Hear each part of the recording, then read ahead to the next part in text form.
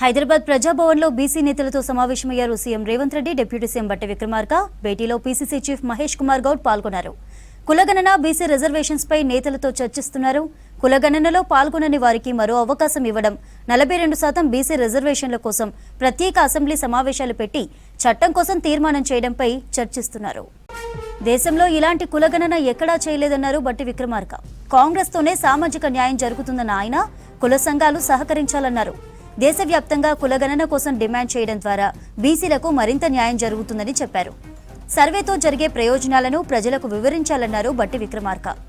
విద్యా, ఉపాధి, రాజకీయ మరియు కుల సర్వే తెలంగాణలో జరిగినట్టు దేశవ్యాప్తంగా కూడా భారత ప్రభుత్వం చేయాలి అని చెప్పి ఈ సభ ఏకగ్రీవంగా తీర్మానం చేస్తుందని చెప్పి తీర్మానం చేపించి తీర్మానం ద్వారా దేశానికి పంపించారు. సో ఇది పంపించడం వల్ల ఏమైంది?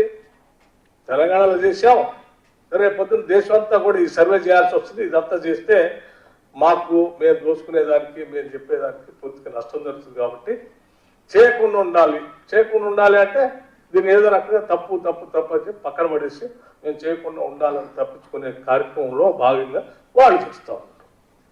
వీళ్ళేమో ఒక రాజకీయపరమైన ఆలోచనతో ఇది జరగకుండా ఉండాలని వాళ్ళు చేస్తూ ఉన్నారు. వాళ్ళే దేశవ్యాప్తంగా చేయాల్సి వస్తుందేమో అని చెప్పి చేయకుండా ఉండాలని వాళ్ళు చేస్తున్నారు.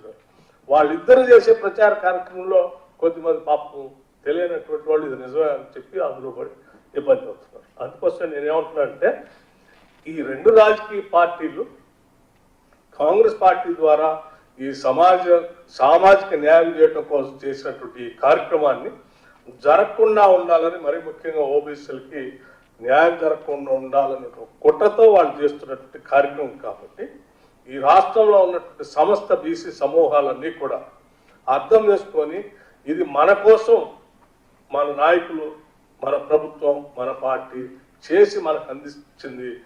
దీన్ని మనం టార్చ్ లాగా తీసుకొని ఈ రాష్ట్రంలో మనకు రావాల్సినటువంటి వాటాన్ని లేకపోతే లాభాలని అన్ని అడగటమే కాకుండా దేశవ్యాప్తంగా కూడా ఇది జరగాలని డిమాండ్ చేయడం ద్వారా మనం ఇంకా ఈ సామాజిక న్యాయం చేయడానికి ఉపయోగపడుతుంది. కాబట్టి ఆ క్రమంలో దీన్ని ముందుకు తీసుకొని పోవాల్సిందిగా నేను మీ అందరికీ విజ్ఞప్తి చేస్తూ ఉన్నాను. ఈ సర్వే చేస్తే ఏర్పడే ఇబ్బందులు ఈ చేసినటువంటి రాష్ట్రాల్లో కొద్దిమంది పడుతున్నారు, చూస్తూ ఉంటారు.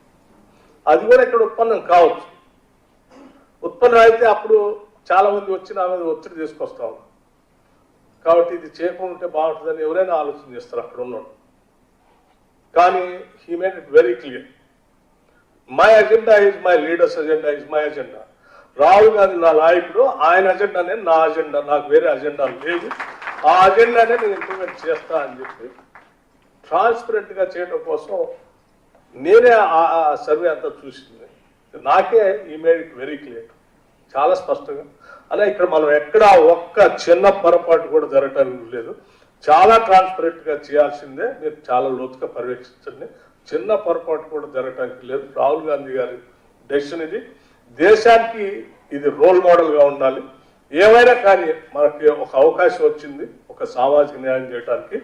ఆ వచ్చిన అవకాశాన్ని ఈ ఉద్యోగాన్ని సామాజిక న్యాయానికి వాడదాం. నేను దానికి కట్టుబడి ఉన్నా, నాయకులు చెప్పింది చేద్దాం, మీరు ముందుకెళ్ళండి, దాన్ని చాలా ట్రాన్స్పరెంట్గా చేయండి అని నాకే చెప్పారు. కాబట్టి నేనే ఎగ్జాంపుల్గా చెప్తా ఉన్నాను మీ అందరికీ. So this has been done చాలా ట్రాన్స్పరెంట్గా జరిగింది. మొట్టమొదటిసారి రాష్ట్ర ప్రభుత్వం ఒక లెక్క తెలిసి ఒక స్టాంప్ వేసి ఇగో అధికారికంగా 56% ఉన్నారు, ఇది మా లెక్క, ఏం చేస్తారో చెప్పండి అని రాష్ట్ర ప్రభుత్వం చేసి ఇచ్చింది. ఈ లెక్కని మనం ఏ రకంగా వాడతారో మీరు అందరూ ఆలోచన చేసి ఉపయోగం.